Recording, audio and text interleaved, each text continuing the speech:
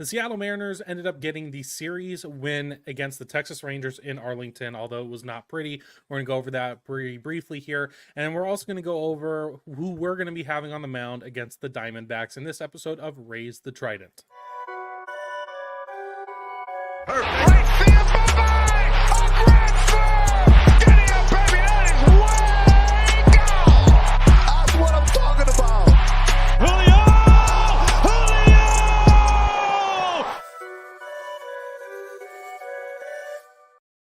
Hello, this is Jake from You Love to See It. I appreciate you stopping by Raise the Trident, your weekly show about the Seattle Mariners.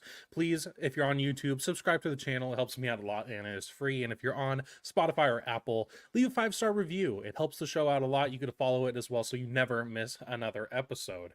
So today we're going to go over our series win against the Texas Rangers to start up that divisional matchup. And then we're also going to go over who we're going to be having on the mound against the D-backs starting tomorrow for a 3-game stretch in T-Mobile Park. But first, going into the series against the Texas Rangers, we got the series win. I think we can all get a little sigh of relief that we took 2 of 3 against the Texas Rangers. Going into it, the Rangers were a pretty beat up team when it comes to their pitching staff. We weren't going to be seeing Nathan Eovaldi. We weren't going to be seeing Jacob deGrom, Max Scherzer. And so the pitching was really on our side. We had Logan Gilbert to start game 1, Bryce Miller game 2, and Luis Castillo game 3.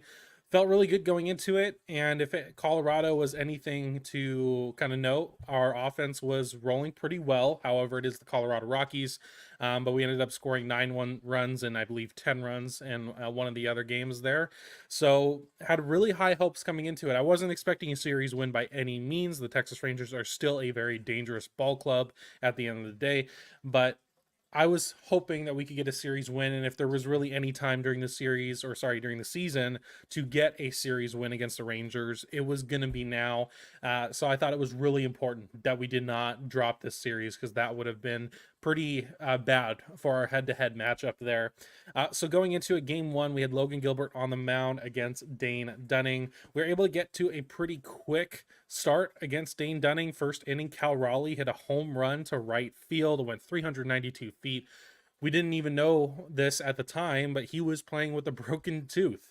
And the next game he'd have to sit out because he had to get emergency dental surgery in Texas to get the tooth out. He was still in a lot of pain for game 3, but he did play it. But yeah, Cal Raleigh hits a dinger in his first at-bat of the Texas Rangers series with a broken tooth. He said he was in a lot of pain. It was the worst pain he's ever had to play through. So just shows Cal's an absolute dog. We finally got Julio Rodriguez's first home run of the season in the 3rd inning. He hit one 435 feet to left field. He got all of it. It was absolutely phenomenal. And both of those would be 2-run home runs, I believe. Well, yeah, both of them were 2-run home runs. We ended up scoring 4 runs by the end of the 3rd inning. We wouldn't get any more, however. It would stay 4 for our score. The pitching held their own, though. Logan Gilbert had a pretty good start. It was really weird because he didn't really have his best stuff. He was really didn't have the best control that he's had all season. He was really having a hard time hitting his spots. However, he still had a great game, went 6.2 innings pitched, 2 hits, gave up no runs, had 4 walks, which is where the control comes into, and then 6 Ks. His ERA is now down to 1.87 on the season. So really good first game against the Texas Rangers. Took that 4-0. Going into game 2, we ended up starting off really hot again. Josh Rojas hit a leadoff triple on, I believe it was one of the first pitches of the game. It was a 2-1 count. So awesome job from Josh Rojas. He was playing the leadoff role, unfortunately, because JP Crawford during batting practice before game 2 went down with an oblique injury, which we have just found out is a grade 1 strain of the oblique, which means he's probably going to be out for close to a month if there's no setbacks. So that's really bad news and a really tough time to lose him, especially before heading, facing the D-backs, facing the Braves. We're going to be facing the Astros too. So not a great time to lose him. But Josh Rojas steps up in the leadoff role, ends up going 2 for 5 that game. He had 2 hits. One of them was a triple, that leadoff triple, like I just stated, and he ended up scoring later on in that inning.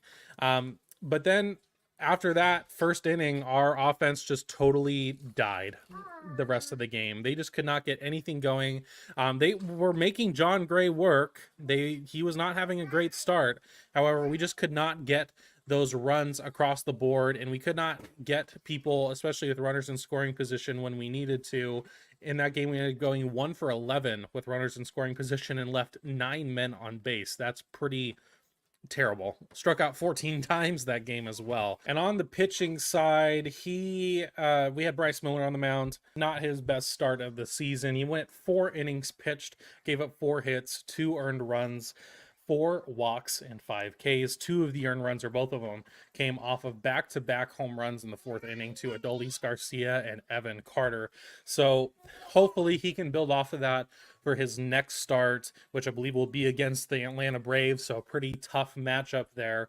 But yeah, it was really just command and control that came into it. He just could not hit his spots. He was really struggling to hit that fastball at the top of the zone and gave up 4 walks because of it. So just, not a great start. And then the bullpen had to make up a lot of ground. Bryce Miller went out in 4 innings, so we had to make up the rest. Taylor Saucedo came in, pitched 1.1 innings. Pretty decent ball. He did give up a run because he did walk a batter, and I believe it was the 6th, and that batter ended up coming to score later on. And Tyson Miller had an okay outing. He got 2 Ks and 0.2 innings pitched. And then Austin Voth finished out the last 2 innings. Didn't give up any runs, so that was good. However, we did drop game 2 5-1 against the Texas Rangers. And going into game 3, we had a good matchup of Luis Castillo versus Andrew Heaney. Andrew Heaney was not having a great season, to say the least, before coming into this game. Had over 6 ERA.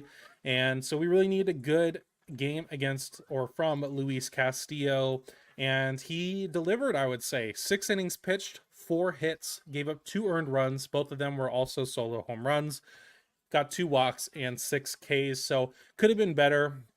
And Luis Castillo still has a penchant for giving up the long ball, which isn't great, but it is what it is. He gave up his 1 home run, a solo shot to Nathaniel Lowe in the bottom of the 1st, and then a solo shot to Josh Smith in the bottom of the 4th.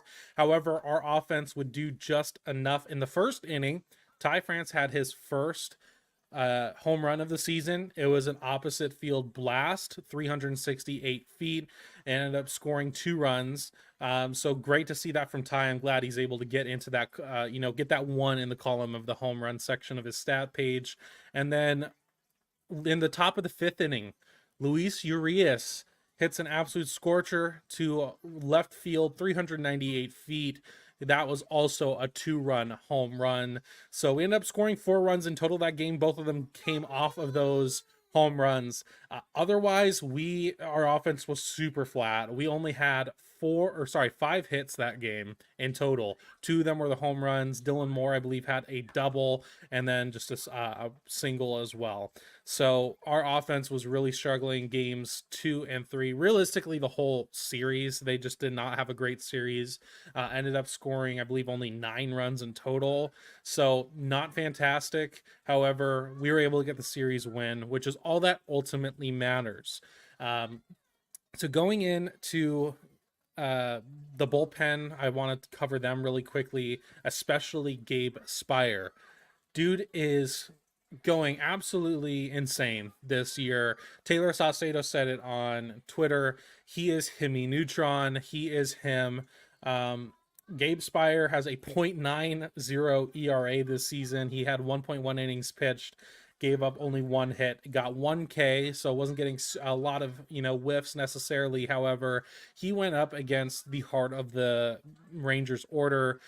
He was able to get Seager to strike out in, I believe it was the bottom of the 7th, when Rangers had guys on the corners with 2 outs. Corey Seager out to bat.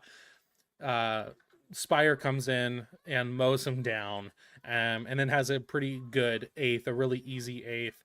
And Andres Munoz comes in, he gets his save, only 1 inning pitched. He had a really quick and easy ninth inning in a 1-run ball game, but he got it done. So at the end of the day, series win is a series win. We got to be happy about that. I wish the offense was a bit better throughout the whole series because it certainly made it a lot closer than it probably should have, especially with who we had going up against with Dane Dunning, John Gray, and Andrew Heaney. But, you know, it's important to get these series wins, especially against your divisional rivals. So we start that head-to-head this season at 2-1. So it sets us up really good. And then next, really quickly, we're just going to go into who we're going to be having on the mound against the Arizona Diamondbacks this weekend, starting tomorrow. It was initially going to be George Kirby starting game 1, I thought. However, he got moved to Saturday for game 2. Part of that's probably due to the fact that his last start, was it in Colorado? I think it was in Colorado. He stated he was having some fatigue on his arm, which hopefully isn't a sign of a bigger issue. But they're going to give him that extra day's rest, which I agree with. Ultimately, that does mean in game 1 we're going to have Emerson Hancock versus Zach Gallen. So yeesh, I'm not putting money on the Mariners money line for game 1. That's for damn sure. But in game 2, George Kirby's going to be on the mound, and game 3, Logan Gilbert is going to finish out the Diamondbacks series. So ultimately, I mean, a pretty favorable pitching matchup. The Arizona Diamondbacks rotation is absolutely beat up right now. Merrill Kelly, we are going to face him. He's on the injured list now. So I think we're going to see Slade Ciccone, who's one of their big prospects, and he has good stuff. He's not going to be a slouch at the end of the day, but and we don't know who's going to be in game 2 and game 3. It's going to be Slade Ciccone and someone else. I don't know if it's going to be Brandon Pfaadt. I don't know if it's going to be, I think they have a guy named Ryan Nelson. I don't know. But really excited to see who they end up going up against. I will be up in T-Mobile Park on Saturday, so if you see me, you can say hi. And hopefully we're going to see a George Curry masterclass. That's what I'm hoping to see. So if you're up there, say hi and ultimately have a good time at the ballpark. But yeah, that's going to be it for this episode. Just going into our series win against the Texas Rangers. Really big deal there. But once again, if you're on YouTube, subscribe to the channel. It's free. And if you're on Spotify or Apple, leave a 5-star review, follow the show. That helps me out a lot as well. That's going to be it for me in this one, and I will see you in the next one.